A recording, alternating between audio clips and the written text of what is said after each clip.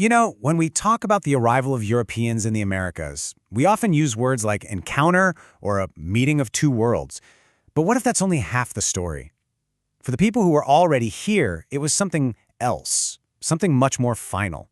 So today, we're going to look at this moment not as a beginning, but as an end, a full-blown, world-ending apocalypse from an indigenous point of view. Listen to this line. In ancient times, the sun died.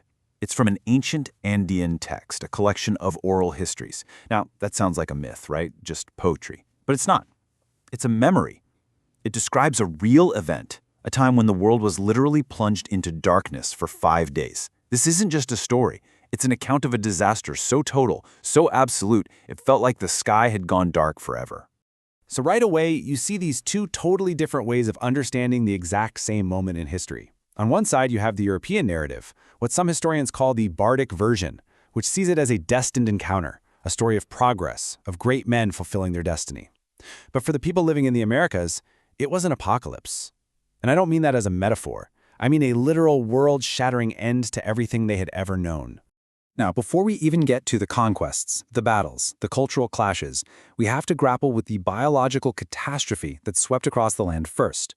You see, the most devastating invasion wasn't an army of soldiers. It was an army of invisible microbes, and they moved with a speed and a lethality that is just staggering to think about.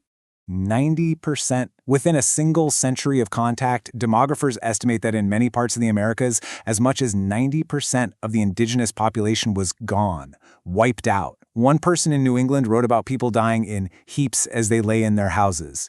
This wasn't just a tragedy, it was a demographic collapse on a scale that human history has rarely ever seen.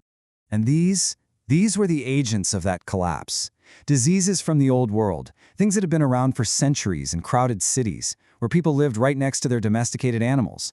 Smallpox, measles, influenza. For the peoples of the Americas, who had been totally isolated from these germs, there was absolutely no immunity. These weren't just illnesses, they were the most brutally effective weapons of the invasion. And a lot of the time, they arrived long before the invaders themselves did. Think about it. A 90% death toll doesn't just kill people. It completely dismantles a society. It destroys knowledge. It shatters families. It breaks the lines of political succession. It just unravels the entire social fabric. To really get a sense of how this worked, let's look at one really powerful example. Okay, so the Inca Empire, Tawantinsuyu, was a powerhouse. We're talking one of the largest, most complex, most sophisticated states on the entire planet at the time. But smallpox got there before the Spanish conquistadors did. And the disease didn't just hit random people in villages, it went straight to the top. It decapitated the empire. The emperor, Huayna Capac, his heir apparent, his brother, his sister wife, and a huge chunk of the high command, all of them, killed by the virus. And in his final, feverish days, it's said that the emperor had this absolutely terrifying vision. He saw millions upon millions of men, and when he asked who they were, they told him they were the souls of the lost. Now, whether this dream literally happened or not, it perfectly captures the psychological terror of that moment. The feeling that both the physical world and the spiritual world were just collapsing in on themselves. So, with the emperor and his chosen successor dead, the disease created this massive power vacuum. His two remaining sons, Atahualpa and Huáscar, were immediately plunged into a vicious, bloody civil war to see who would take control. By the time Francisco Pizarro and his tiny band of men finally showed up, the great Inca Empire was already tearing itself apart, critically weakened not by Spanish steel, but by a European virus. And this wasn't a one-off event. Just look at what happened in Hawaii in 1824.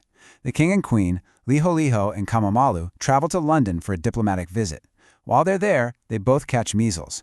Now in Europe, this was a common childhood disease. For them, having never been exposed, it was a death sentence. Within just 6 days of each other, both the king and the queen were dead, plunging their kingdom into years of social and political chaos. Once again, a society was decapitated from the very top. And this really gets us to the heart of the debate, doesn't it? How do we tell the story? Because the way history gets recorded often tells you more about the person telling the story than the events themselves. And here, we have the same catastrophe being seen through two completely different lenses.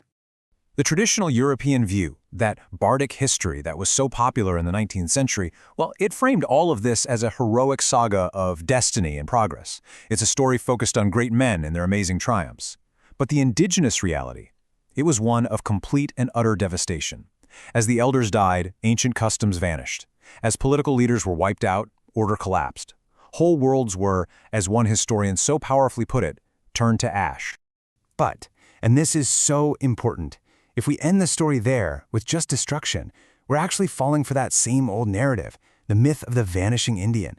The apocalypse was devastatingly real, but it wasn't the final chapter, because people survived, they adapted, they rebuilt, and their history of innovation didn't just start in 1492, it was already thousands and thousands of years old. So that's the real question we have to ask ourselves. Does the story just stop with destruction? If we only focus on the collapse, are we missing the much larger, more complex story of endurance and survival? To really see what came after and what came before, we've got to look much, much deeper into the American past. Let's go back for a second. And I mean way back. Because this story of resilience, it doesn't start after the apocalypse. It's woven into the entire history of the Americas. Thousands of years before the pyramids of Egypt were even an idea, a sophisticated culture we call the Clovis people was thriving all across North America. And they weren't just surviving, they were innovating, creating incredible technology perfectly suited for their world. Just take the Clovis point. Its key innovation, its secret sauce, is that central groove carved into the base. It's called a flute. This design made it way easier to securely attach the spearhead to a shaft. But here's the brilliant part. If the tip broke off in the hunt, you could just loosen the point, slide it forward on the shaft, and rechip a new tip. It was modular, it was repairable, and it was a highly effective piece of tech, an invention completely unique to the Americas. The story of the Americas is one of deep, deep time, of a catastrophic collapse that's almost impossible to comprehend, and of incredible resilience. The Great Dying was an apocalypse that fundamentally reshaped two continents. But it was just one event in a history that was already ancient and would continue long after. Just calling it an encounter is to see only one side of a much bigger picture. The real question is, what else becomes visible when we finally start looking at the whole thing?